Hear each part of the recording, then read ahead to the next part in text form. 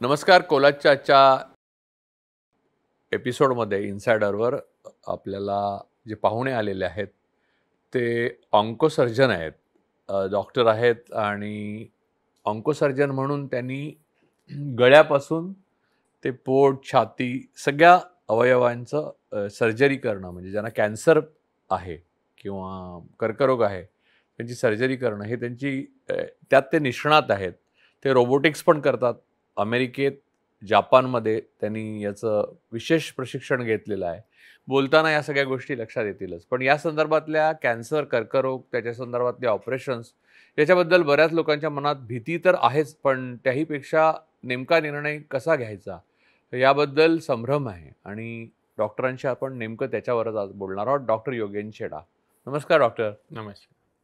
तुम्हाला डॉक्टर म्हणून कर्करोगाच्या संदर्भातल्या शस्त्रक्रियांमधले एवढ्या मोठे तज्ज्ञ म्हणून तुम्हाला त्याचं वेगळं दृश्य आणि त्याचं दुसरं पर्स्पेक्टिव्ह असतं. तुम्ही वेगळ्या प्रकारे पाहता. पण एक सामान्य माणसाला कर्करोग हा नावसुद्धा भीतीदायक वाटतं, की मला वाटतं थोडंसं कॅन्सरच आहे. असं जर डॉक्टर बोलले तर त्याला मीच का किंवा देव आठवतो म्हणजे तत्काळ.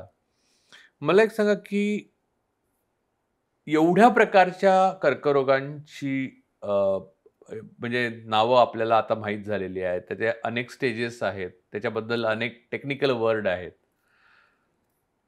परंतु नेमका कर्करोग ही गोष्ट डिफाईन करायची झाली तर एक सर्जन म्हणून आणि एक ऑन्को सर्जन म्हणून तुम्ही कशी कराल ती? कर्करोग म्हणजे शरीरातलं कुठलंही एखादं अवयव, त्याचे जे सेल असतात ते त्यांचं कंट्रोल, प्रत्येक सेलचं ग्रोथ फिक्स आहे की एवढे ते एवढं वाढायला पाहिजे. ते कंट्रोल जर त्यांनी सोडलं आणि अनकंट्रोल्ड ग्रोथ त्या फेजमध्ये ते एंटर झाले तर त्याला ते कर्करोग सांगण्यात येतं. पण त्याचा इन्फेक्शनची काय संबंध नाही. काही इन्फेक्शनमुळे हे कंट्रोल जातं आणि ते कॅन्सरचं स्वरूप बनतं. म्हणजे लिव्हरला हिपॅटायटिस बी झालं तर ते हळूहळू पुढे जाऊन त्यात सिरोसिस आणि त्यातून कॅन्सर तयार होतं. इन्फेक्शन असल्या अमुक आहेत ज्यात पुढे जाऊन लॉंग स्टँडिंग इन्फेक्शन राहिलं तर ते कॅन्सर करू शकतात. पण कॅन्सर हे इन्फेक्शन नाही, ते एखाद्या ऑर्गनच्या सेल्सचं कंट्रोल जेव्हा सुटतं त्या ह्यानी ते डेव्हलप होतं. पण त्यामुळेच त्याचं मूळ कारण हाताशी येत नाही की एका माणसात कॅन्सर का होतो. मी दारूच पित नाही किंवा मी सिगरेटच ओढलो नाही पण मला झाला छातीचा, किंवा दुसरा म्हणतो की मी आयुष्यभर ओढलो पण मला नाही झालं. म्हणजे असं आपण बोलू नये की असं होतोच त्याने, पण ह्या ज्या गोष्टी आहेत ह्या लॉजिकली न पटणाऱ्या गोष्टी आहेत की ह्याच्या कारणामुळे हे झालं, तसं त्याचं स्पेसिफिक काही अगोदर सांगता येत नाही. म्हणजे कुठेही कुठल्याही सेलला शरीराच्या, even you can say hair, केस आहेत, केसाच्या रूट्सला पण कॅन्सर होतं. मोठ्या ऑर्गन आहेत त्यांना पण होतं. 20 वर्षाच्या लोकांना पण होतं, 80 वर्षांना पण होतं. कोणी स्मोकिंग केलं, दारू घेतली त्यांना होतं, नाही केलेल्यांना पण होतं. म्हणजे हाऊ डू वी डिसाईड की कोणाला होतंय आणि कोणाला नाही होतंय. प्रत्येक माणूस आहे त्याला एक जेनेटिक फ्रेमवर्क आहे. त्याची शरीर जे गाठलं गेले, बनलं गेले, तो एखादं जीन्स घेऊन आलेले. आयुष्यभर जे आपण करतो, काय खाल्लं, काय वागलं, बिहेवियर जे आहे, तुमचं जे फिजिकल कॉन्टॅक्ट्स आहेत, केमिकल इंटेक जे आहे, everything is considered an insult on the same genetic framework. जर मी दारू रेग्युलरली 20-30 वर्ष पीत आहे जास्त प्रमाणात, तर इव्हेंच्युअली माझं genetic structure will give up की आता मी हे मग ते किती वेगळं चांगलं असू दे, आता किती जेनेटिक स्ट्रक्चर स्ट्रॉंग आहे तर इट विल प्रिव्हेंट, ते रेजिस्ट करणार की काही चेंज व्हायला नको. एका पॉईंटवर जर ते गिव्हअप करतं तेव्हा तो सेल कंट्रोल सोडून देतो आणि अनकंट्रोल ग्रोथच्या फेजमध्ये जातं, तेव्हा ते कॅन्सरचं स्वरूप घेतं. काही कॅन्सर असे आहेत जे इन्फेक्शनच्या रिलेटेड आहेत. ते इन्फेक्शन क्युअर होत नाही, ते शरीरात एखाद्या सेलच्या आतमध्ये बसून राहतात आणि ते त्या सेलचं जीन्स चेंज करून टाकतात, ट्रान्सफॉर्म करतात आणि तसलं मग मला असं multiple माहितीये की cells होतात. गालाला दातात चावून चावून इथे जखम झाली आणि त्याचं कॅन्सर मध्ये रूपांतर सो झालं. युजली ओरल कॅन्सर जे आहे ते तंबाखू, स्मोकिंग त्याची अशी रिलेटेड आहे. बट तिथे पण तोंडात पण कुठलंही इन्सल्ट म्हणजे एक शार्प टूथ आहे, दात तुमचा अर्ध तुटलेला आहे, हाफ टूथ आहे आणि ते कंटिन्युअस इरिटेट करत असतं, जिभेवर चावत असतं किंवा गालाला चावत असतं, तर तिथे पण लॉंग स्टँडिंग मग कॅन्सर होण्याची शक्यता आहे. तोंडातले इन्फेक्शन पण अमुक आहे जे खूप लॉंग स्टँडिंग झाल्यावर त्यात पण कॅन्सर होण्याची शक्यता निर्माण होते. म्हणजे प्रोलॉंग किंवा क्रॉनिक जखम every cancer is a process which is chronic, long standing. Overnight cancer होत नाही.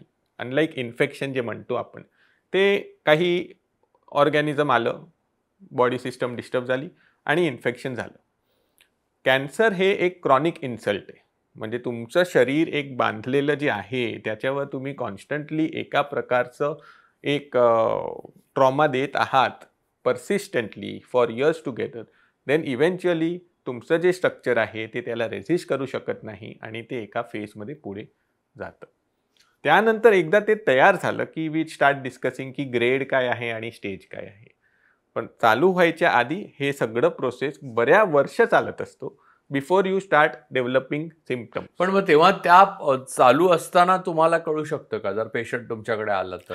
तर आधी होण्याच्या आधी जर काही डिटेक्ट करायचं असेल तर we call it as cancer screening. Screening म्हणजे नॉर्मल पेशंट आहे ज्यांना कॅन्सर झालेलं नाही आहे, पण ते कुठल्याही प्रकारचं इन्सल्ट आहे त्यांना, जसं स्मोकिंग करतात, तर त्यांना आम्ही रेग्युलरली येऊन बोलवून counselling, regularly checkup, health checkups करतो की अजून तयार झालेलं नाही. वी काउन्सिल देम की तुम्ही हे बंद करा, ह्या पदार्थांनी तुम्हाला पुढे होण्याची शक्यता आहे. So that is wear this is the best form of treatment. Cancer screening and early detection, त्यासाठी कॅम्प ऑर्गनाईज करण्यात येतात. ते टार्गेट पॉप्युलेशन की आता हे स्मोकरची कॅटेगरी आहे, दे आर प्रोन की त्यांना होणार. आता हे तर स्मोकिंग रिलेटेड आहे. काही लोकांना आतड्यांचं कॅन्सर होतं, त्यात स्मोकिंगचा रोल नाही आहे. त्यांना पॉलिप म्हणजे एखादं आउटग्रोथ, बरं. ते आतड्यात चालू होतात.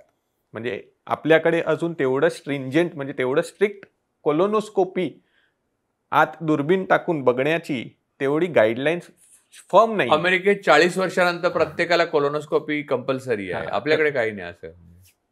गाईडलाईन आहे, संबंधित आहे का? गाईडलाईन आहेत. अच्छा. But it is not being religiously followed. कसं आहे की थोडं आपलं मेंटॅलिटीचं पण आहे. We don't take things seriously. Now there is a lot of awareness. दात दुखल्याशिवाय डॉक्टरकडे जात नाही. That is the problem. And if we promote की नाही हे आधी करून घ्या, सगळे करणार तसं पण नाही आहे. आम्ही सांगणार की नाही 40+ you should undergo. I am 42, मी माझं कोलोनोस्कोपी केलेलं आहे.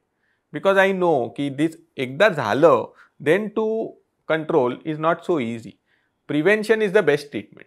म्हणजे तुम्ही आधी व्हायच्या आधी सगळं प्रिकॉशन करून घ्या. हे खाल्ल्याने होण्याची शक्यता आहे, अवॉइड करा.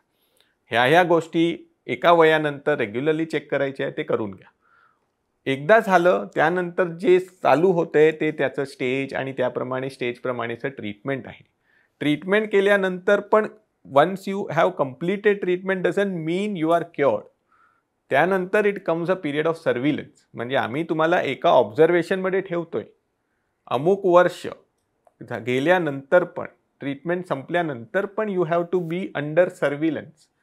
आणि ते क्लिअर आलं कधी रिअकर होऊ शकतं. सो टेंडन्सी इज मॅक्सिमम की परत येण्याची शक्यता इनिशियल 2 इयर्समध्ये सर्वात जास्त आहे. जसं जसं ते वय पुढे जात राहतं, ट्रीटमेंट कंप्लीट केल्यानंतर 1 वर्ष आम्ही स्कॅन करून बघणार सगळं क्लिअर आहे, 2 वर्ष, 5 वर्ष एकदा संपले की द पॉसिबिलिटी इज मिनिमल. म्हणजे सर्वात कमी क्षमता त्या आलेल्या कॅन्सरची आता परत येण्याची उरलेली असते. पण म्हणजे आता दुसरा एक त्यातला मुद्दा असा आहे की तुम्ही जसं सांगितलं की काही टेस्ट कराव्या आणि तिथे प्री कॅन्सर स्टेज असं काही म्हटलं जातं. जसं प्री डायबिटिक म्हणजे आपल्याला माहिती की ह्या रेंजमध्ये शुगर असेल तर प्री डायबिटिक आहे. पण प्री कॅन्सरस म्हणजे काय? प्री कॅन्सरस म्हणजे आता मी म्हटलं तुम्हाला आतडीचं कॅन्सर डायरेक्ट असं कॅन्सर स्वरूप घेऊन बाहेर येत नाही. त्याच्या आधी काही स्टेजेस आहेत. नॉर्मल एक तुमचं आतडी आहे, त्याला एक कव्हरिंग आहे, त्यातून पॉलिपसारखं एक फ्लावरसारखं ते बाहेर पडतं. मग ते बऱ्या वर्षपर्यंत ते तसं राहतं. That polyp is certain polyps, ज्याला आम्ही विल्लस एडिनोमा, त्या एडिनोमाच्या जे कॅटेगरी आहे ते carcinoma is what we call as cancer. तर ते स्टेज जायच्या आधी जे प्री कॅन्सरस जे आम्ही म्हणतो इज अन एडिनोमा. सगळ्या ऑर्गनमध्ये तसल्या फेजिस असतात, पण त्यासाठी चाचणी करून ते डिटेक्ट करून बघणं गरजेचं आहे की whether they are in pre cancerous stage. Pre cancerous stage तेव्हा डेव्हलप होतं जेव्हा तुम्ही नॉर्मल स्ट्रक्चरवर काही प्रकारचं कंटिन्युअस एका प्रकारचं इन्सल्ट, म्हणजे आता मी स्मोकिंग करतोय किंवा आतड्याचं आपण तेच ऑइल रिपीटेडली यूज करतोय, एखादं ऑइल वापरतोय, त्यातच तुम्ही भजी करून खाल्ली, दुसऱ्या दिवशी तोच ऑइल ठेवले, परत त्याला यूज केले, so the saturated fat content of that oil goes on increasing. पण मला एक सांगा, तुम्ही स्वतः पोटासंदर्भातल्या कॅन्सरचे सगळ्यात जास्त ऑपरेशन्स करता. जे तुम्ही आपण आत्ता बोललो कोलोनोस्कॉपी संदर्भात, त्या विशिष्ट प्रकारच्या आहार गटामध्ये या प्रकारचा कॅन्सर होण्याची शक्यता जास्त असते आणि या उलट या प्रकारचा आहार घेणाऱ्यांचे कमी असते, असं काही आहे का? नाही, सर्टेन फूड प्रोडक्ट्स जसं रेड मीट आहे ते इट इज अ नोन कार्सिनोजिन. की रेड मीटचं सेवन जास्त केलं किंवा तुम्ही ऑइल जे आहे, if it is saturated fat म्हणजे तुम्ही आता तेच ऑइल रिपीटेडली बॉईल केलं, परत ते भज्याच्या दुकानात करतात. आणि तेच दॅट इज वाय दे से, आपण कॉमन तेवढं डिटेलमध्ये जात नाही, सगळ्यांना बाहेरचं खाऊ नका एवढंच सांगतो. त्याला कळत नाही की सिम्प्लिफाईड वे वी से की बाहेरचं घेऊ नका, whatever you eat fresh घ्यायचं, घरातलं खा. म्हणजे these are different ways of saying. We don't go into details, but की तुम्ही फ्रेश बनवून घरी खायचं. जेवढं कॉम्प्लेक्स फूड होते, एस्पेशली आता जे वेस्टर्नायझेशन झाले, every area has its own genetics. Asian पॉप्युलेशनचं वेगळे, अमेरिकन पॉप्युलेशनचं वेगळे, त्यांचं आहार आता आपण फॉलो करायला लागलोय तेव्हापासून आपले problems these incidences of cancer are increasing rampantly. म्हणजे our genetic structure is not meant for that. We are more like herbivores, की आपण हे सिम्पल रादर दॅन कॉम्प्लेक्स एकदम साधं आहार खाणारी लोक आहात. ह्या सगळ्या जे चेंजेस आले आहेत की फॅट इंटेक, चीज इंटेक, ह्या असं नाही आहे की दे आर कार्सिनोजेन्स, पण अनकंट्रोल तुम्ही रेग्युलरली तेच खाणार तर your body is not meant for those kind of diet. तर ते इव्हेंच्युअली मग ह्या प्रमाणात पॉलिप होतात. पॉलिप मग ते बऱ्याच वर्ष राहतात. दॅट इज वाय वी से की तुम्ही 40 वर्ष झालं की एकदा कोलोनोस्कोपी करा, ते त्या स्टेजला डिटेक्ट झाले ते कट करून काढून टाका. So you are not living behind. Eventually then you have to bring the lifestyle changes आणणं गरजेचंच आहे, पण गोईंग टुवर्ड्स कॅन्सरचं जे मार्ग आहे ते ॲटलिस्ट तिथून ब्लॉक होते. आता या सगळ्या प्रवासामध्ये सर्जनचा जो रोल आहे, म्हणजे डायग्नोसिस हा एक भाग झाला, त्याला मेडिसिन, फिजिशियननी त्याला मेडिसिन आणि हे करणं एक वेगळा भाग झाला. सर्जनचा रोल केव्हा येतो त्याच्यामध्ये? किंवा तुम्ही तर इथून इथपर्यंत सगळ्या सर्जरीज कॅन्सरशी संबंधित केलेल्या आहेत, तर सर्जनचा नेमका रोल कधी येतो? म्हणजे कॅन्सरचं जे ट्रीटमेंट आहे त्यातले प्रॉमिनंट कोण कोण लोक आहेत ते समजणं आधी गरजेचं आहे. एक आहे कॅन्सरचं जे सर्जन, दुसरं आहे किमो देणारे डॉक्टर, ज्यांना आम्ही मेडिकल ऑन्कोलॉजिस्ट, सर्जन असतात त्यांना सर्जिकल ऑन्कोलॉजिस्ट, आणि द थर्ड फॅकल्टी जे आहे that is radiation oncologist. These are 3 main pillars of treatment, आणि एकाचं निर्णय फायनल नाही हे समजणं गरजेचं आहे. It is a tumour board. तुम्हाला तिघे लागणार आहे. कुठलंही ट्रीटमेंट फायनल प्रोटोकॉल आणि प्लॅनिंग कुठल्याही कॅन्सरबद्दल करायचं आलं म्हणजे ह्या तिघांचं इन्व्हॉल्वमेंट गरजेचं आहे. म्हणजे आता तुम्ही सर्जन आहात तर तुमच्याबरोबर 2 जणांची एक टीम आता अज्युम करा की एका माणसाला कॅन्सर झाले, त्याला माहीत नाही आहे की त्याला कॅन्सर सर्जनला दाखवायचं आहे की मेडिकल ऑन्कोलॉजिस्टला दाखवायचं. He may approach any one as per the recommendations provided to him, की नाही तुम्ही अमुक तमुक त्यांना जाऊन भेटा. It is the responsibility of the first contact physician, ज्यांना त्यांनी पहिल्यांदा भेटले की ही ऑर्गनायझिज अ ट्युमर बोर्ड, सगळ्यांना घेऊन बसून सगळ्यांचं फायनल एक मत घेऊन पुढचं नक्की करायचं. आणि ह्या तिघात सर्वात important is cancer surgeon. Chemotherapy, त्याचे जे मेडिकल ऑन्कोलॉजिस्ट आहे किंवा radiation therapies, these are not curative modalities. म्हणजे मी हे सांगायचा अर्थ आहे की कॅन्सरची जर किमो घेतली म्हणजे कॅन्सर क्युअर होणार, तसं नाही आहे. Most of the cancers eventually will require surgery. Either पहिल्या स्टेजमध्ये असेल तर पहिली सर्जरी होणार, पुढच्या ॲडव्हान्स स्टेजमध्ये असेल तर किमो किंवा रेडिएशन किंवा कॉम्बिनेशन ऑफ किमो रेडिएशन त्याला कमी करून त्यानंतर सर्जरी येणार. So the backbone of your treatment remains with the cancer surgeon, but the medical oncologist and radiation oncologist ह्यांचं रोल इक्वल आहे प्लॅनिंग आणि प्रोटोकॉल तयार करण्यात. म्हणजे कुठलंही एखादं कॅन्सर, समजा मी म्हटलं की ब्रेस्टमध्ये गाठ तयार झाली, त्या गेल्या एखाद्या डॉक्टरकडे. आता ते त्यांना किमोचे डॉक्टर असतील तर ते जे नेसेसरी इन्व्हेस्टिगेशन्स आहे, एक बायोप्सी जे कंपल्सरी आहे, कुठल्याही कॅन्सरचा आम्ही ट्रीटमेंट करण्याच्या आधी बायोप्सी करून कन्फर्म करतो. सेकंड आहे स्टेज बघण्यासाठी की पहिल्या स्टेजमध्ये आहे की चौथ्या स्टेजमध्ये आहे, दुसऱ्या किंवा तिसऱ्या, असं 4 स्टेज असतात. त्यासाठी पेट स्कॅन. आता पेट स्कॅन आणि बायोप्सी ह्या 2 रिपोर्टवर नक्की होतं की ह्यांना अमुक टाईपचं कॅन्सर आहे आणि अमुक स्टेजमधला कॅन्सर आहे. आता ते पहिल्या आणि दुसऱ्या स्टेजचं असेल तर ते डायरेक्ट सर्जरीला जातं.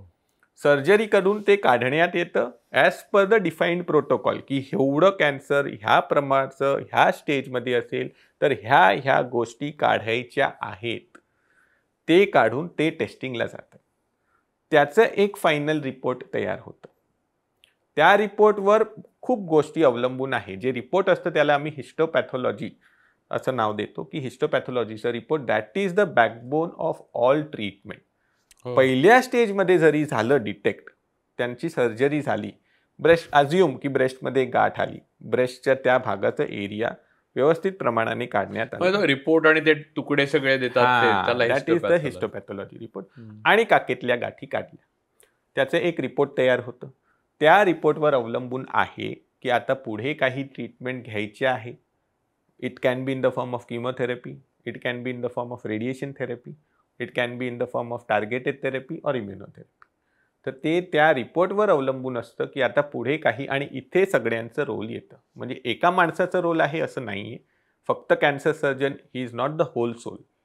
त्याचं किमोच्या डॉक्टरांबरोबर आणि रेडिएशनच्या doctor, everybody works in team and it is always in group. पण मला एक सांगा अजून एक, की तुम्ही सर्जन आहात, तुम्ही सर्जरी केल्यावर किमो आणि रेडिओथेरपीची गरज नाही पडली असे पण कॅन्सर असू शकतात? हां, सगळ्या कॅन्सरला लागत नाही. जर कुठलं कॅन्सर डिटेक्ट झालं पहिल्या स्टेजमध्ये आणि ते सर्जरीने क्लिअर होणार असेल तर ते फक्त सर्जरी करून आम्ही त्या पेशंटला फक्त सर्व्हिलन्सवर रेग्युलर चेकअपवर ठेवून देतो.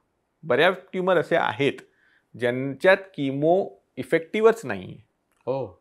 आणि असल्या उदाहरणार्थ आता आम्ही किडनीमध्ये ओरिजिन झालेलं किडनीचं ट्यूमर आहे, तर त्याला काहीही किमो द्यायची गरज नाही आहे. त्याला सर्जरी करून किडनी वाचवता आली तर वाचवून घ्या, किडनी पूर्ण काढायची गरज पडते तर किडनी पूर्ण काढून घ्या आणि keep that patient under observation. तसल्या कॅन्सरला आम्ही किमो वगैरे सजेस्ट करत नाही. ब्रेस्टचे आहे, ओव्हरीचे आहे, they are very chemo sensitive.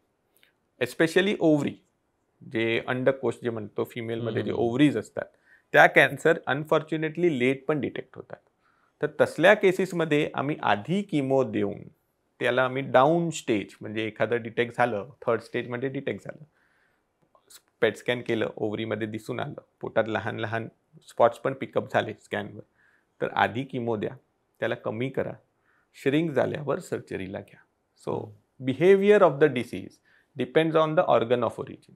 तर मूळ कुठे आहे त्याप्रमाणे त्याचा स्वभाव एक निर्माण होतं, त्याची पसरण्याची क्षमता नक्की होते, त्याचं पसरण्याचा मार्ग डिसाईड होतं आणि त्यावर सगळं ट्रीटमेंट पण डिसाईड होतं. मी पुढचं प्रश्न म्हणजे या संदर्भातला मला एक प्रश्न आहे तो विचारण्याअगोदर एक विचारतो की तुम्हाला स्वतःला हे अत्यंत कुशलता, गुंतागुंत आणि बौद्धिक क्षमता ज्याला प्रचंड लागते असं ऑन्कोसर्जन व्हावं असं का वाटलं? तुमच्या घरात कोणी होतं का तुम्ही? माय फादर त्यांना डिटेक्ट झालेलं.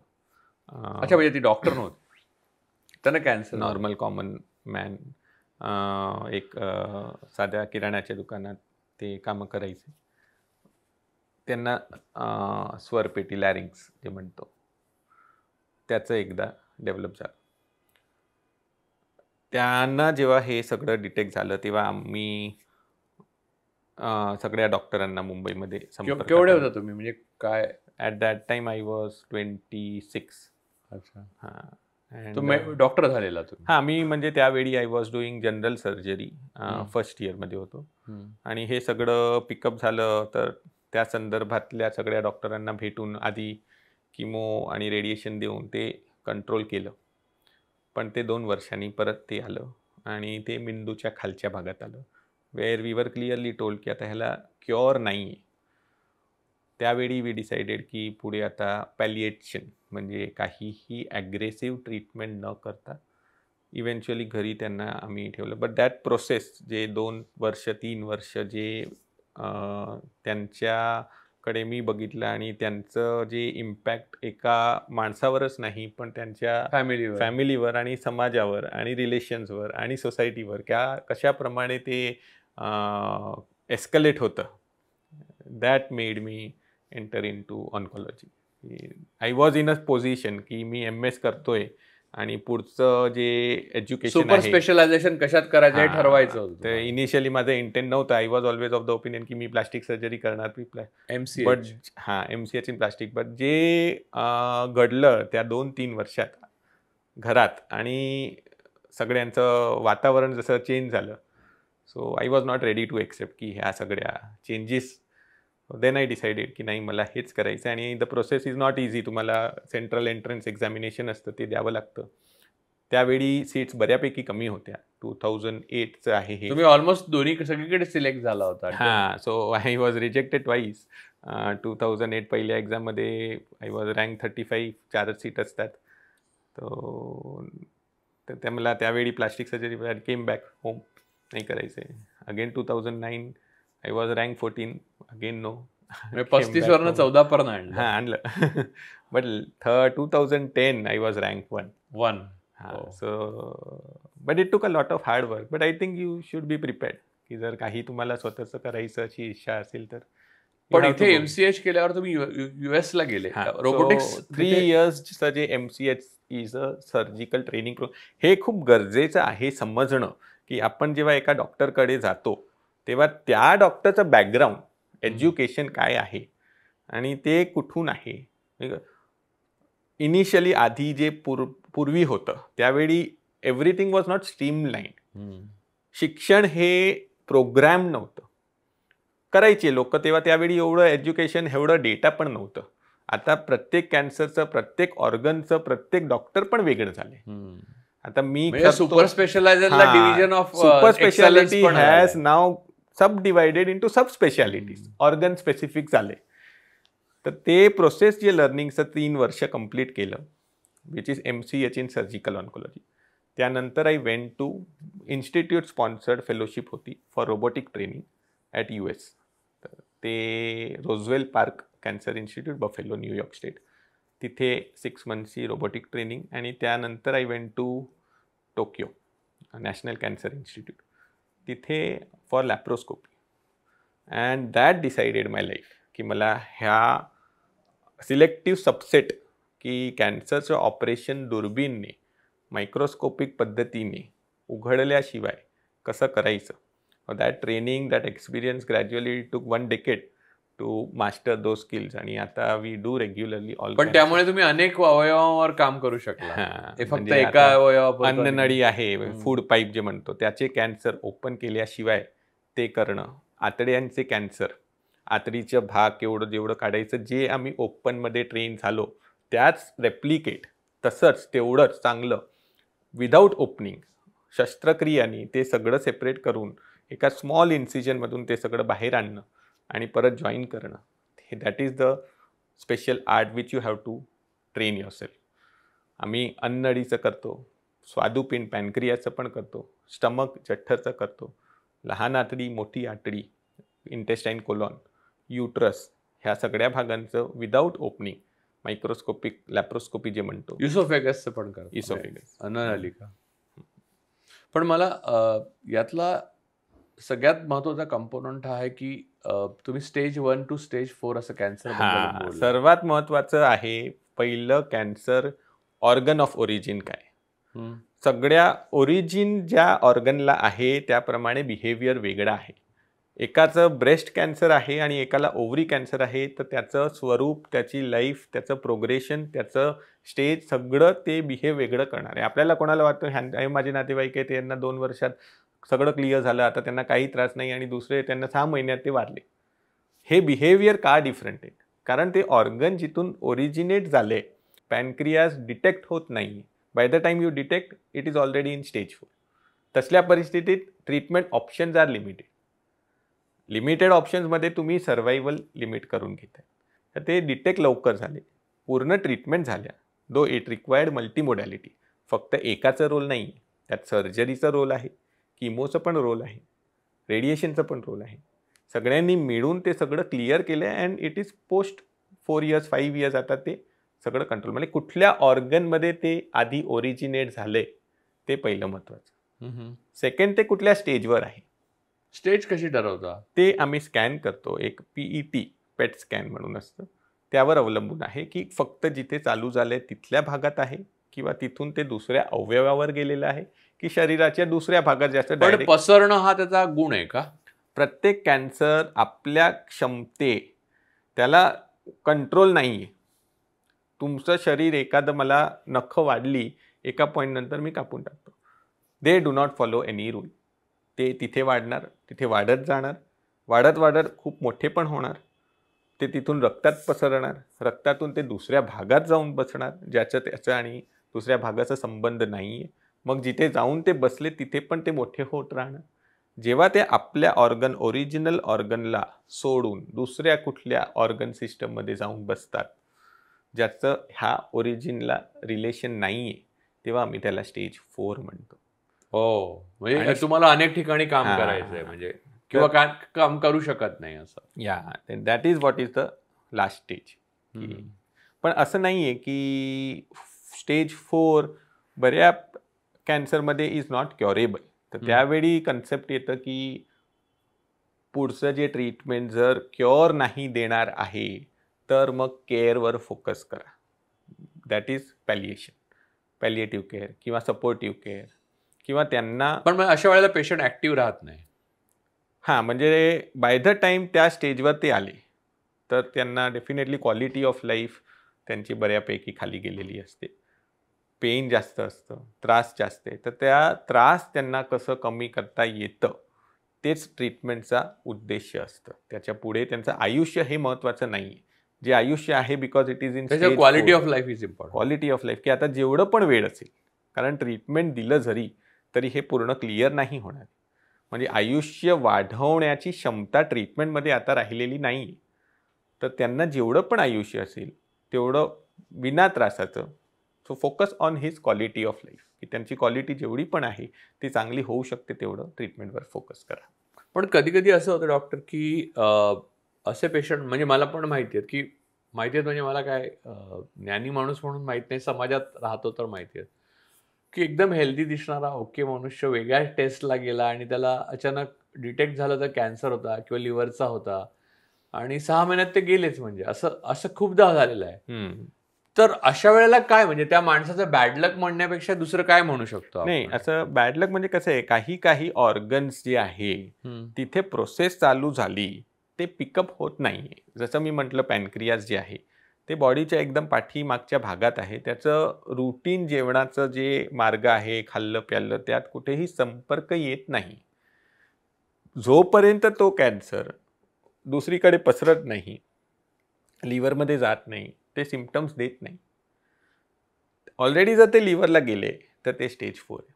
म्हणजे जे आपण असं म्हणतो की नाही एकदम बरा होता आणि आता suddenly, that is because of the failure to pick them early, की आम्ही लवकर त्या गोष्टी डिटेक्ट करू शकत नाही.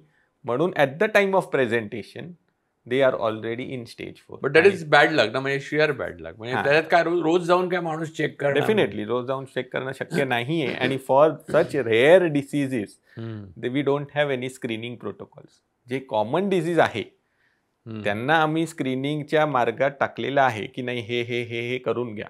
पण रेअर जे असतात त्यांना स्क्रीनिंग म्हणून काहीही आमच्याकडे पर्याय सध्या नाही. दुसरा एक मुद्दा असा आहे की कॅन्सरला ट्रीटमेंट म्हणून जी केमोथेरपी दिली जाते डॉक्टर, त्यानेच जास्त लोक घायाळ झालेले दिसतात. म्हणजे जास्त माणसं कॅन्सर एवढीच केमोला घाबरतात. आणि याचं कारण दुसऱ्या माणसांना ज्यांना केमोथेरपी ज्यांनी घेतलेली आहे, जे सायकल्स असतात, तर त्यांची डिटॉरिएट ज्या पद्धतीने होत जातात, त्यांचं देखणेपण, त्यांचं सौंदर्य, ते सगळं रिकवर होतं किंवा नाही हा वेगळा मुद्दा घेऊ. पण त्यातनं त्यांना जे काही त्रास होतो, उलट्या होतं, हजार गोष्टी होतात. तर वर्षानुवर्षे गेली तरी याला काही दुसरा पर्याय आलेला नाही. काय कारण असेल याचं? Chemotherapy usually it is considered जे सर्वात जास्त टॉक्सिक ट्रीटमेंट आहे. सर्जरी त्या मानाने सर्जिकल जे डेव्हलपमेंट झाले आहेत, आता मिनिमल इन्व्हेजिव्ह रोबोटिक लॅप्रोस्कोपी आल्यामुळे रिकव्हरी इज फास्ट, जास्त त्रास होत नाही आणि 7-10 दिवसात पेशंट घरी व्यवस्थित असतं. किमोथेरपीमध्ये पण चेंजेस आले आहेत, इम्प्रूव्हमेंट आलेले आहेत. आधीच्या ज्या औषध होत्या ते modify science is constantly upgrading. जे नवीन मॉलिक्युल्स आहेत त्यात सगळ्या त्रास कमी होण्यात येत आहेत. पुढे आता किमोमध्ये पण there are newer molecules like we call targeted therapy. Targeted म्हणजे फक्त ते ऑर्गनचे जे सेल आहे ते शरीराच्या कुठल्याही भागात असो, फक्त ते तिथेच जाऊन टार्गेटेड तिथेच ॲक्शन देतात. आधीच्या ज्या किमोथेरपी होत्या त्या सगळ्या शरीराला त्यांचं principle is cancer is uncontrol, म्हणजे जे रॅपिडली मल्टिप्लाय होते त्या सगळ्यांना मारून टाका. तर ते नॉर्मल सेल्स पण जे रॅपिडली मल्टिप्लाय होतात, केस फास्ट मल्टिप्लाय होतात, केस गेली. WBC काउंट कमी झालं, श्वेतकण कमी झाले, हिमोग्लोबिन कमी झालं, प्लेटलेट कमी झालं, कारण दे आर रॅपिडली मल्टिप्लाइंग. 2-2 दिवसात ते बदलतात. तर ते सगळं पण ते वाईप आउट करतात. त्यामुळे पेशंटला थकवा येतं, इन्फेक्शन होतात, वीक होतात आणि ते बेडरिडन होतात. नवीन ज्या मॉलिक्युल आहेत जे मी म्हणतोय टार्गेटेड थेरपी, ते फक्त त्या कॅन्सरच्या सेलवर without any effect on normal cells ते तिथे टार्गेटेड इफेक्ट. पण आता आलंय का भारतात ते? हो, targeted therapy is available, but main stay steel remains chemotherapy. त्यांची एफिकसी म्हणजे जे इफेक्ट आहे ते कंट्रोल करण्यात, आयसोलेटेड फक्त टार्गेटेड थेरपी दिली, किमोथेरपी नाही दिली, तसली अजूनपर्यंत we have not reach that point. So chemo लागतं, पण विदिन किमोथेरपी ऑल्सो मॉलिक्युल्स आता दे हॅव बिकम बेटर, की ते बाकी ऑर्गन्सवर इफेक्ट करत नाही. So we will eventually come to a point जिथे ह्या सगळ्या साईड इफेक्ट इव्हेंच्युअली जाणार. नवीन ओरल किमोथेरपी आलेली आहेत, इम्युनोथेरपी आलेली आहेत. तर everything is on the horizon and eventually जे कन्सर्न्स आहे की किमोथेरपीमुळे खूप त्रास होते, ते in another 1 decade I think ते प्रॉब्लेम राहणार नाही. आणि हे रेडिओथेरपी काय आहे? Radiation therapy radiation is a supplement to surgery. म्हणजे 2 प्रकाराने ते यूज होते. ऑपरेशन झालं, त्या भागात सगळं क्लिअर करण्यात आलं. हे समजणं गरजेचं आहे की 3 गोष्टी जे मी सांगितल्या, सर्जरी, किमो आणि रेडिएशन, त्यात किमो जे आहे ते शरीराच्या सगळ्या भागात जाते, कारण ते ब्लडमधून पूर्ण सर्क्युलेशनमध्ये फिरून सगळ्या ऑर्गनमध्ये पास होते. Surgery and radiation are local treatment. तुम्ही एका भागावर सर्जरी केली, ते क्लिअर केलं, ते क्लिअर झाल्यानंतर ते जे बेड आहे जिथून ते ऑर्गन काढलेलं आहे त्याला बूस्ट म्हणून रेडिएशन देण्यात येतं. और सर्जरी पॉसिबल नाही आहे, कशा अमुक कारणामुळे ते सर्जरी होऊ शकत नाही, पण तिथे त्रास तर आहे म्हणून त्या भागात रेडिएशन देण्यात येतं. So surgery and radiation they are localised treatment. Chemotherapy is a systemic treatment. ते शरीराच्या प्रत्येक भागात ती औषध फिरते आणि मायक्रोस्कोपिक काही असेल which may not be picked up on your scan. तुम्ही पेट स्कॅन केले, ते दाखवत नाही आहे, पण फायनल हिस्टोपॅथ रिपोर्टमध्ये आम्हाला शंका आहे की नाही ह्याला पुढे परत येण्याची शक्यता जास्त आहे. नाही जरी दिसत असेल पेट स्कॅनमध्ये, तरी वी विल सजेस्ट की तुम्ही 6 सायकल 4 सायकल किमोचे घ्या. बिकॉज वी अज्युम की मायक्रोस्कोपी काही कुठे असेल which in the limitation of today's science we are not able to pick up. तिथे आम्ही सांगणार तुम्ही किमोथेरपी पुढे घेऊन ते क्लिअर करून घ्या. या आजारासाठी ज्यांच्या म्हणजे जो ॲफ्लुएंट क्लास आहे किंवा ज्यांना अफोर्ड केलं करू शकतात ते लोक अमेरिकेला जातात. आता मला सांगा की भारतात आणि अमेरिकेत असं काही गुणात्मक फरक आहे का ट्रीटमेंटमध्ये? See, treatment remains the same. Baseline जे ट्रीटमेंट आहे, quality of care may be थोडं त्यांना बेटर भेटत असेल, बट आय फील की इंडियन एक्सपिरियन्स जे आहे, जेवढं प्रमाणात इंडियन डॉक्टर्सकडे सर्जिकल ट्रेनिंग किंवा तुम्ही म्हणा किमोथेरपी रिलेटेड किंवा रेडिएशन थेरपी रिलेटेड एफ्लुएंट क्लासचं जे आहे behaviour, we have constantly noted की ते trend is to migrate towards western. Certain medicines definitely जे आहे ज्यांना इथलं अजून अप्रुव्हल नाही आहे FDA कडनं, सर तो ते इथे अजून अवेलेबल नाही आहे. सेकंड, एफ्लुएंटला फायनान्शियल कन्स्ट्रेंट्स नाही आहे. त्या औषधं तिथून इथे मागवून लावणं त्यापेक्षा तिथे जाऊन घेणं बिकम्स मोर कॉस्ट इफेक्टिव्ह. असल्या काही कारणामुळे बट सर्जन्स और doctor skill experience I think तिथे काही कन्सर्न्स नाही आहे. So even if you are not from affluent society आणि if you prefer to choose की नाही मला इथेच करायचं असेल, तर I think it is equally standardize. तसा प्रॉब्लेम. तुम्ही मगाशी उल्लेख करताना इम्युनोथेरपी नावाचा एक केला, तर ते काय आहे? इम्युनोथेरपी हे मेडिकल ऑन्कोलॉजिस्टच्या अंडर येणारं नवीन औषधं आहेत, ज्यात पर्पज इज टू स्टिम्युलेट बॉडीची स्वतःची लढण्याची जे क्षमता, ज्याला आम्ही इम्युन सिस्टम, ह्या मॉलिक्युल्स जे आहेत ते बॉडीच्या इम्युन सिस्टमला ॲक्टिवेट करतात. की एखादं कॅन्सर झालं त्याचं फर्स्ट लाईन ऑफ डिफेन्स काय, मी स्वतःच आहे. मी औषधं घेतल्या ते नंतर आलं, पण माझ्या शरीराने पण एका भागात कॅन्सर तयार होते तर काही मेकॅनिझम डेव्हलप केले आहेत की त्याला कंट्रोल करा, त्याला पुढे वाढवू देऊ नका. तर त्या जे क्षमता आहे, ते जे फर्स्ट लाईन ऑफ डिफेन्स आहे, त्याला ॲक्टिवेट औषधांनी करून त्या कॅन्सरला कंट्रोलमध्ये घेण्याच्या मेडिसिन्स, त्याला इम्युनोथेरपी म्हणतात. सध्याला immunotherapy is not the first line. म्हणजे फर्स्ट लाईन म्हणजे कुठलंही एखादं कॅन्सर झालं, त्याची सर्जरी झाली, त्यानंतर त्याला पुढे प्रिव्हेन्शनसाठी जे आम्ही यूज करतो ते किमोथेरपी.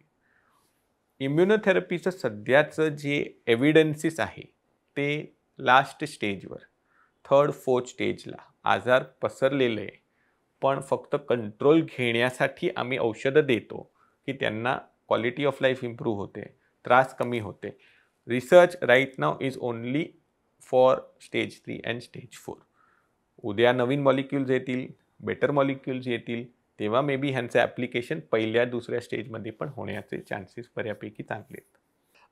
काही कॅन्सर पेशंट्स जे असतात ते ज्या पेनमधनं जातात किंवा उदाहरणार्थ ब्रेनचं, त्यांचा संपूर्ण जगाशी संबंधच तुटलेला असतो अशा प्रकारे, आणि त्यांच्या पेनला मॉर्फिन आणि त्या प्रकारच्या औषधांशिवाय गरज उरत नाही. म्हणजे त्यांचं असणं ते व्हिजिटेबल होतात जवळपास.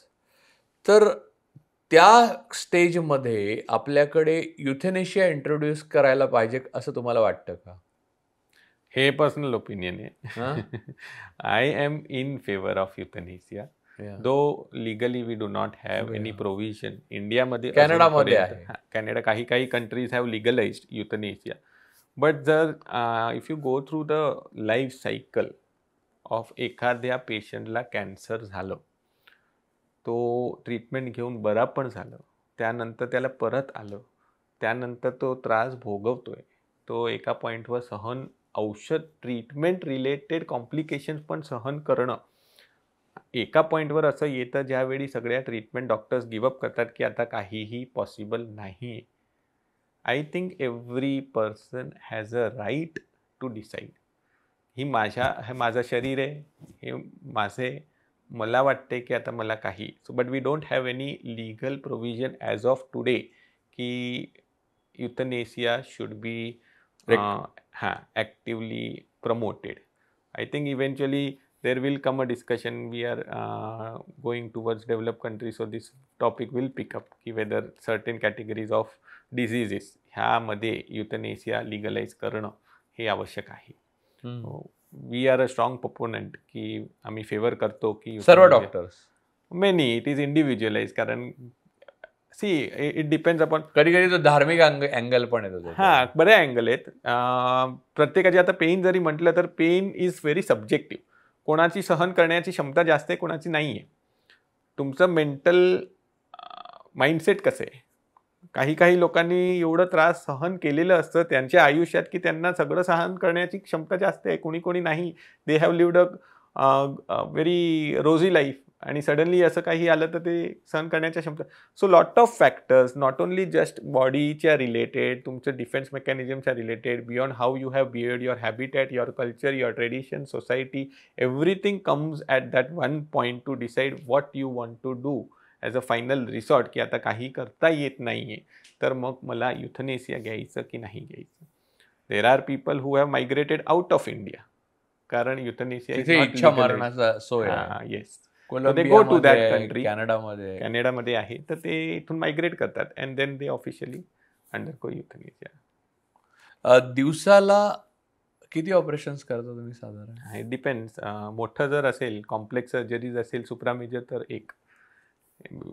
नंबर ऑफ सर्जरीजपेक्षा त्या प्रत्येक सर्जरीच्या प्रत्येक स्टेपला किती व्यवस्थितपणे वेळ देणं आणि सगळं व्यवस्थितपणे क्लिअर करणं, दॅट बिकम्स प्रायोरिटी. तुम्ही तुमच्या सर्जरीज युट्यूबवर टाकायला सुरुवात केली आणि नंतर कारण लोकांना अवेअरनेस यावा आणि म्हणजे आता एव्हरीबडी नाऊ द ऑन्कोसर्जनची लाईफ सायकल कशी जाते.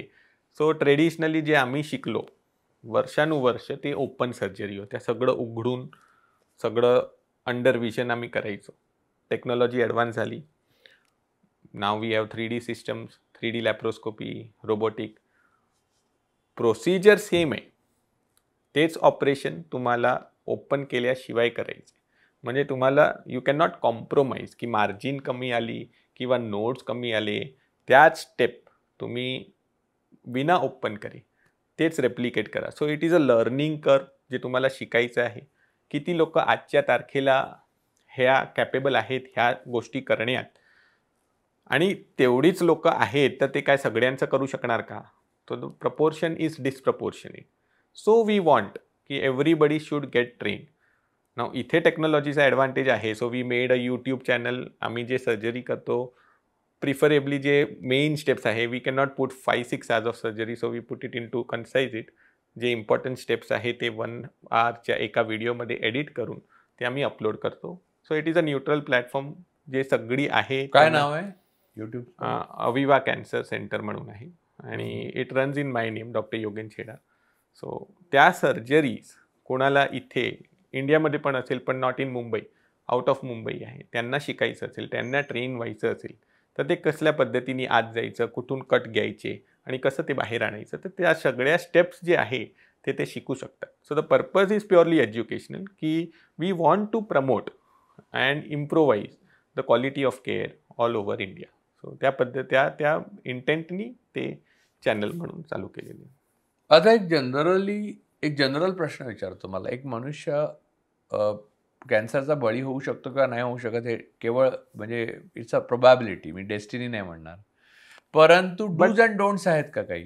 म्हणजे तंबाखू सिगरेट सारख्या तर जग जाहीर आहेत, पण रेडीमेड खाऊ नये किंवा असं काही, म्हणजे असं काही डूज डोंट्स? म्हणजे ब्रॉड आउटलाईन जर विचारलं, म्हणजे आता असं आहे, म्हणजे मी हे का विचारलं की काही करायला गेलं तरी ह्याच्यात कॅन्सर होतं. म्हणजे स्वीटनर घ्या कॅन्सर, प्लास्टिकची बाटली घ्या कॅन्सर. म्हणजे लोक आता त्याचा म्हणजे फिअर सायकोसिस हे झालंय. म्हणजे बऱ्याच गोष्टी आहेत. कसं आहे की what culture we use to live 10, 15, 20 वर्ष जे आपण सगळे लहान असताना जे आपण पाहिलेले, ज्याप्रमाणे आपण मोठं, this is not that world. Progress fast आहे. Science is going very fast. Now we are in an era where artificial intelligence also is coming up. जे चेंजेस आल्या आहेत, बी it environmental, B it social, human body always reacts. It is your discretion, तुमच्यावर आहे की how you maintain the discipline of life. म्हणजे किती प्रमाणात काय गोष्ट करणं. If you understand that very clearly, you can delay or avoid development of cancer. म्हणजे बेसिक आउटलाईन जर मी म्हटलं की एक्सरसाइज हेल्प करतं, हो. Walk 1 hour daily, it will stimulate your immune mechanism. Not only those lifestyle disease, diabetes, obesity, पण कॅन्सरची पण probability कमी होतात.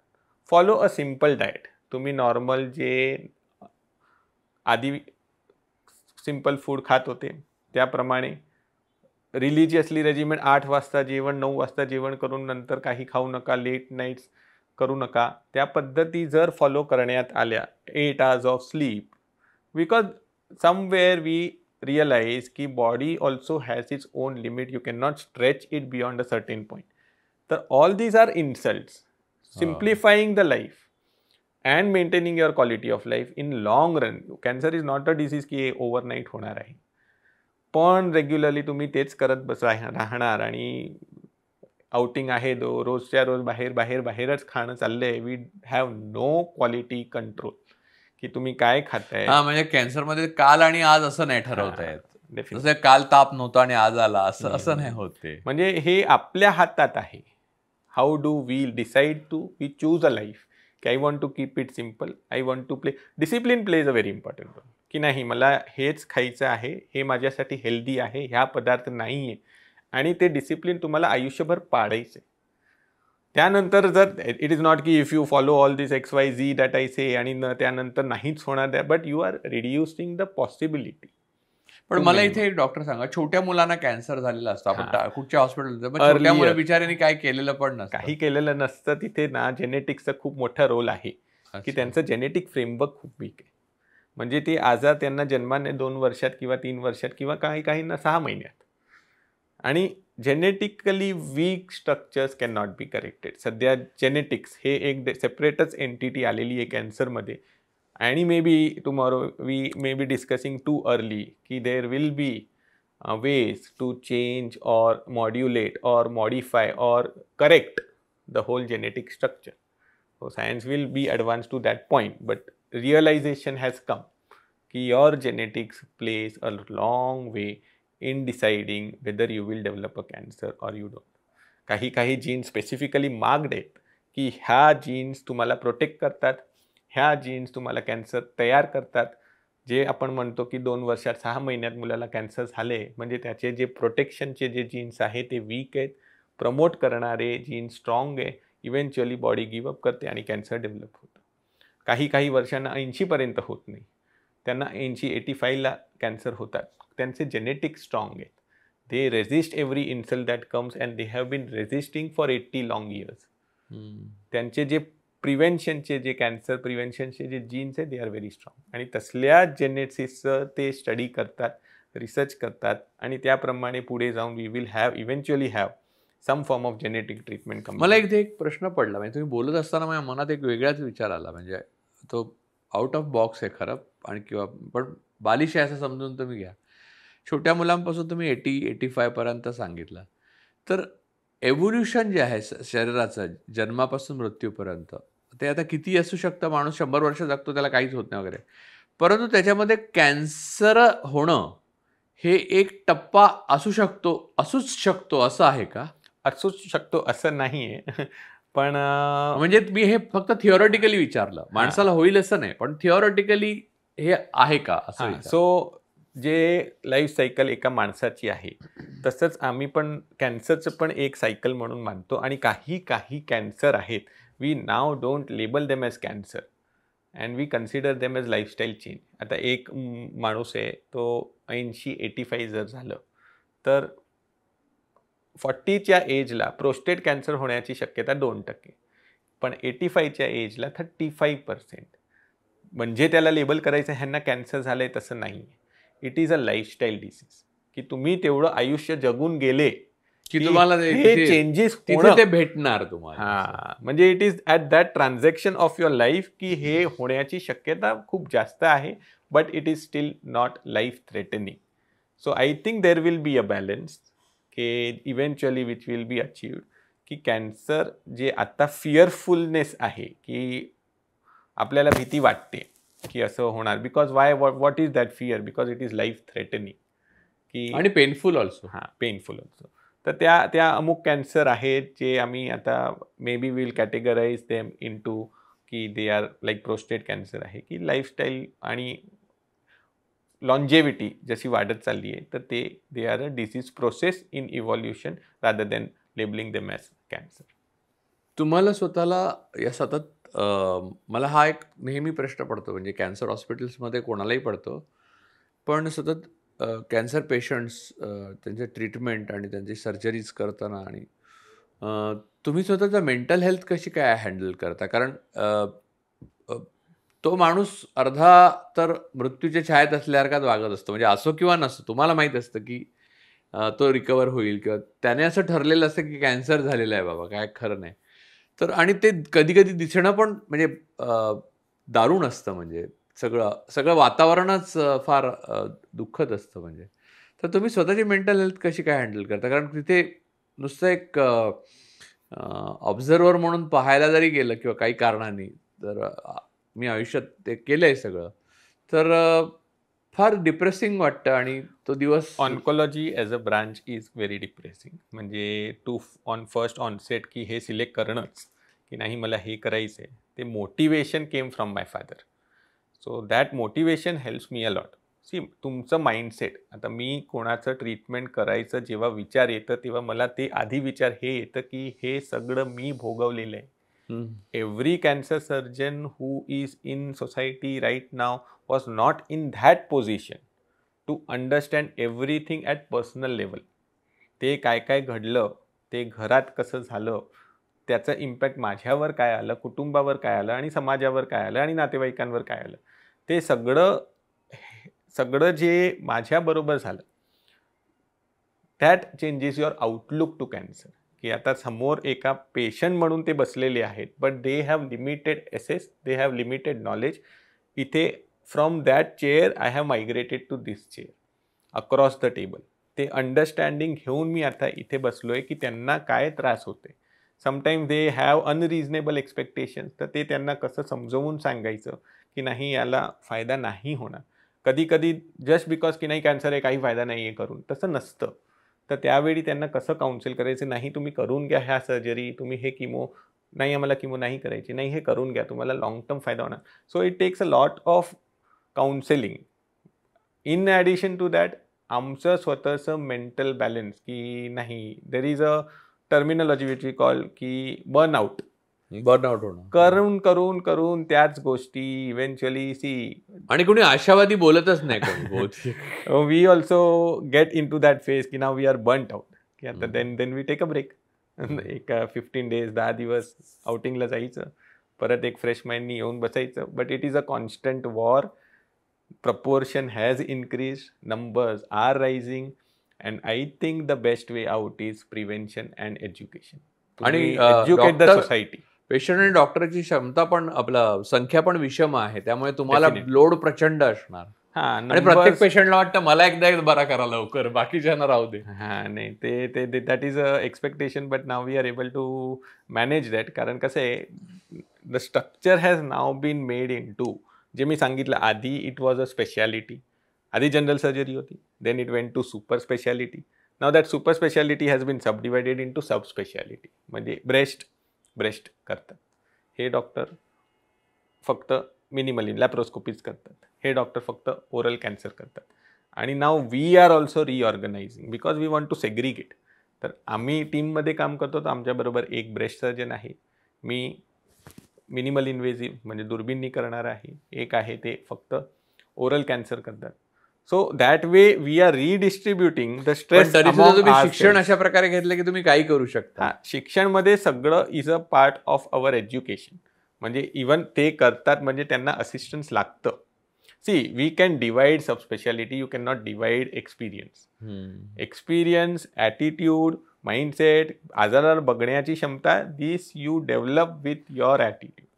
म्हणजे त्याला मी डिवाइड करू शकत नाही. So working in group definitely distresses, तुमचं स्ट्रेस बऱ्यापैकी कमी होतं, आउटपुट वाढतं, and performance of the surgeon also increases. अजून एक प्रश्न असा आहे की एक कॅन्सर पेशंट आहे आणि तो एका म्हणजे टर्मिनल फेजमधनं जाताना मग एक पेन पेन पेन खूप होतं, त्याचं पेन सगळ्या प्रकार.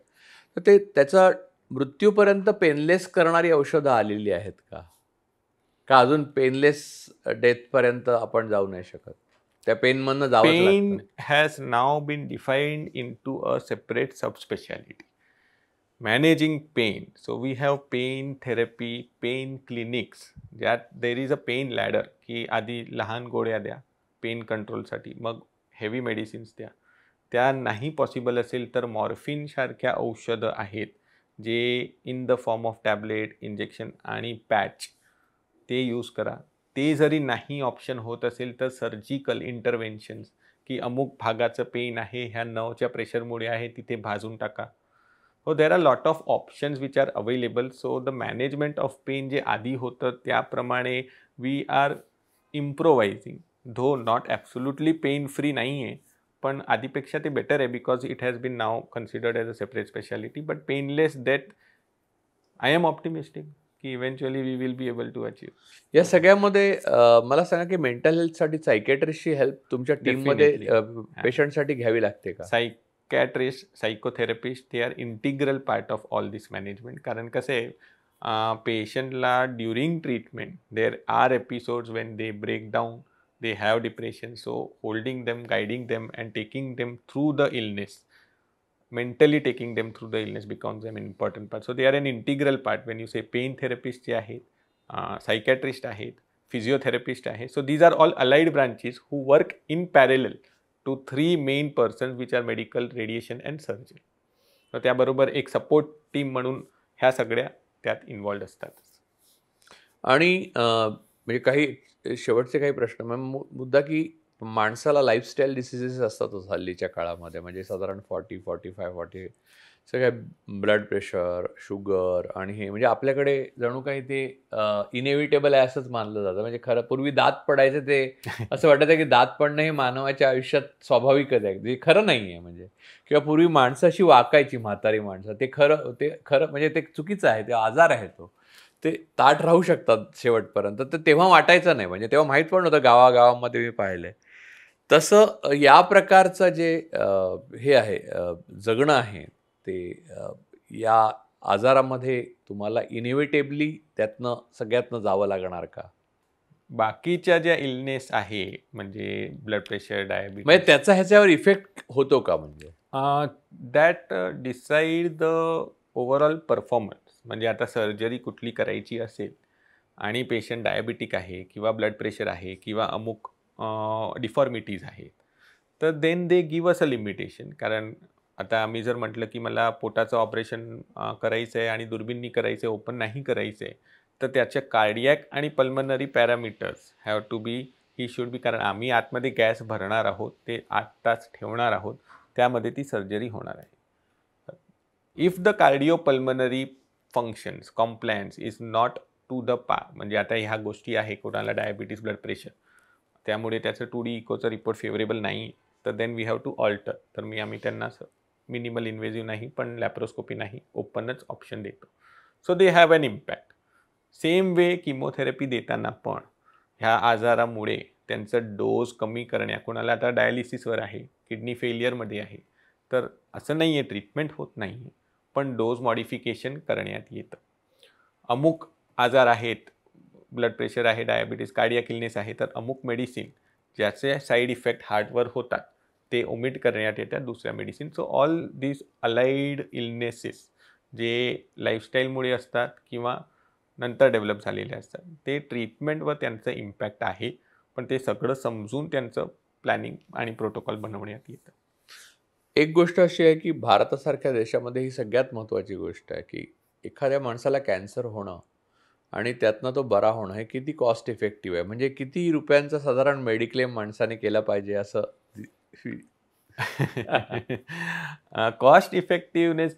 आता कसं आहे, मुंबईला you want to have a tea, you can get for 10 rupees and you can pay 1000. Same works in onco also. चांगलं ट्रीटमेंट पण गव्हर्नमेंटमध्ये अवेलेबल आहे. अमुक हॉस्पिटल्स आहे जिथे स्कीम्स अवेलेबल आहेत, अमुक चॅरिटेबल हॉस्पिटल्स पण आहेत. आणि if not then if you have a mediclaim, which is your question, की मेडिक्लेम जर असेल, see in cancer no amount is predictable, की हे ट्रीटमेंट पूर्ण सर्जरी, किमो, रेडिएशन सगळं 10 लाखात संपणार. We prefer if, because sometimes we have patients, ते येतात त्यांचं काही मेडिक्लेम नसतं, ठीक आहे, तर वी ऑलवेज ॲडवाईज की you take a mediclaim of 10 lakhs, की you keep a ball point figure. आत्ताच्या आधीसारखं नाही आहे की फक्त सर्जरी झाली किमो लागत नाही. Most of the treatments are multimodality. Multimodality म्हणजे त्याला सर्जरी पण लागते, त्याला किमो पण लागणार आहे आणि रेडिएशन घ्यावं लागतं. सो इफ यू कॅल्क्युलेट की पूर्ण ह्याचं प्लस रिपोर्ट्स, इमेजेस आणि रेग्युलर टेस्ट, तर your treatment will come to a ball point figure somewhere of around 7-8 lakhs. So on safer side you keep a mediclaim. So it is advisable if you are 40 plus and financially तुम्हाला prepare करायचं असेल तर you have, now there are cancer specific claims which are policies which are available. त्याबद्दलचं detail अजून मला माहीत नाही आहे, पण you should keep somewhere around 8 lakhs to 10 lakhs तेवढी तयारी करून ठेवावी. एक प्रश्न म्हणजे आता आर्टिफिशियल इंटेलिजन्सचा उदय झालेला आहे आणि त्याचे धोके पण खूप आहेत आणि फायदे पण खूप आहेत. कॅन्सर किंवा या संदर्भातलं सुपर स्पेशलायझेशन जे आहे तुमच्यासारख्या माणसांकडे, त्यांना ह्या आर्टिफिशियल इंटेलिजन्सचा उपयोग होणार आहे का? म्हणजे हां, so we are now algorithms developed होत आहेत, ज्यात पर्टिक्युलर पेशंटला किती प्रॉबॅबिलिटी आहे पुढे जाऊन कॅन्सर होण्याच्या. सो टार्गेट पॉप्युलेशन डिसाईड करण्यात येते की अमुक माणूस आहे तो स्मोकिंगची हॅबिटवर आहे, तर व्हॉट इज द प्रॉबॅबिलिटी की ह्याला पुढे जाऊन होणार. देन प्रिपेअरिंग, देन कीपिंग हिम अंडर स्क्रीनिंग, त्याचे रेग्युलरली स्कॅन करून. So advantage of using AI is you rather than picking up late which is fatal, prevention हे बेस्ट मोडॅलिटी आहे. प्रिव्हेन्शन जर पॉसिबल नाही आहे किंवा कशा कारणामुळे स्ट्रेस आहे नाही आहे, they don't modify the lifestyle, तर I think AI plays a very important role in identifying and picking those diseases early. So those algorithms are being and constant health checkups, तिथे ह्याचा रोल बऱ्यापैकी आलेले. Technology wise we have escalated. जे open मी सांगत होतो ते ओपनमधून we went in to laparoscopy. Now laparoscopy went to 3D laparoscopy. 3D laparoscopy now migrated to robotic. Though 3D laparoscopy and robotic are equal. Eventually we may come up with transcontinental surgery. की इथे बसून कुणाचं दुसरं operation आहे ते Kuwait आणि तिथे आहे आणि इथे बसून पण ते करता येणार. देर इज अ पॉसिबिलिटी. एक मार्कर असतात काहीतरी, ती थिअरी काय आहे? म्हणजे एक मार्कर कॅन्सरसाठी ट्युमर मार्कर्स असतात, ते आर ब्लड रिपोर्ट्स. म्हणजे आता मी म्हटलं ते किती ऑथेंटिक आहे? हां, it is, see, markers are only to guide you. Interpretation of those markers is a clinical experience. की मी एखाद्याला प्रोस्टेटचं कॅन्सर आहे की तर त्यांचं PSA केलं, और as a normal individual once you are above 40 तुमचं एक बेसलाईन PSA करायचं. तसंच आतडी आहे त्यासाठी CEA, ओव्हरी आहे त्यासाठी CA-125. हे गरजेचं नाही आहे की ते वाढलेलं आलं म्हणजे तुम्हाला कॅन्सर आहे. It is not directly proportional. वाढलेलं आलं means you have to investigate की कॅन्सर नाही आहे ना, and then channel of investigation आहे, निगेट करत जायचं. हां, आणि क्लिअर करून घ्या. So they are preferably used in 2 ways. एक स्क्रीनिंग पर्पज, म्हणजे मी 40 झालो म्हणजे माझं CEA, फिमेल असेल तर CA-125, PSA, ह्या सगळ्या करून घ्या. नॉर्मल आहे, ओके, नेक्स्ट इयर परत एकदा चेक करून घ्या. ते जर report normal over a period of time you develop one chart की आता हे एवढंच आहे, एवढंच आहे, एवढंच आहे, and then one fine day you fine की CA वाढले, की नॉर्मल आहे 5च्या खाली, वर्षानुवर्ष केलं, 8व्या वर्षी 12-15 आलं. दिस इज द टाईम की नाव इन्व्हेस्टिगेट फर्दर. काही ॲबनॉर्मल प्रोसेस इनिशिएट झाली आहे तर कोलोनोस्कोपी करून बघून घ्या की आतडी सगळी क्लिअर आहे की नाही. जर काही कधी कधी इवन पॉलिपच्या स्टेजमध्ये पण CA वाढतं आणि पॉलिप डिटेक्ट झालं, तुम्ही कट करून बाहेर आले, end of story. That is wear markers play important. ज्यांना ऑलरेडी कॅन्सर झाले, ट्रीटमेंट कंप्लीट केली, आता मार्कर्स नॉर्मल झाले, त्यांचं आम्ही रेग्युलरली CEA, PSA, CA-125 हे करत बसतो. आम्हाला पुढची every day, every monthly we cannot do CT scan किंवा PET scan. So 3 months we do this simple blood reports. कुठे पण डिव्हिएशन आलं, इट इज अ सिग्नल की यांना फर्दर इन्व्हेस्टिगेट करा, कधी पुढे परत आलं नाही आहे ना. So that is where they have a very important, though it has to be seen with a lot of clinical judgement की वेदर इट रिक्वायर्स इंटरव्हेन्शन. कधी कधी markers, it only biochemical markers वाढलेले आहेत, स्कॅन केलं, report केलं, normal आलं, we keep them under surveillance, regularly check करत बसा, but they are very important. Doctor, मी लास्ट प्रश्न विचारतो, शेवटचा प्रश्न विचारतो, की ज्यांना कॅन्सर डिटेक्ट झालेला आहे किंवा ज्यांना कॅन्सरची भीती आहे, त्यांना तुम्ही काय सांगाल? म्हणजे तुमच्याकडनं एक धीराचा शब्द जर काही सांगायचे असतील, तर काय हो? तो बरा होऊ शकतो, लवकर टेस्ट काय काय तुम्ही त्यांना see, first you have to remove this fear की we are right now in a society where good treatment modalities, facilities, infrastructure is available. But discipline is the best aspect. की जर why do you want to reach to that point की मला cancer होणार, त्या फिअरमध्ये जाण्याची गरजच का? जर आत्ताच मी माझं लाईफस्टाईल, मी एवढं ह्या गोष्टी मला माहीत आहे की चांगल्या नाही आहे, एवढं माझं झोपणं गरजेचं आहे, मेंटेन द डिसिप्लिन, एवढं वॉक केलं रेग्युलरली, माझ्या health, focus on your health, nothing is a bigger priority than health.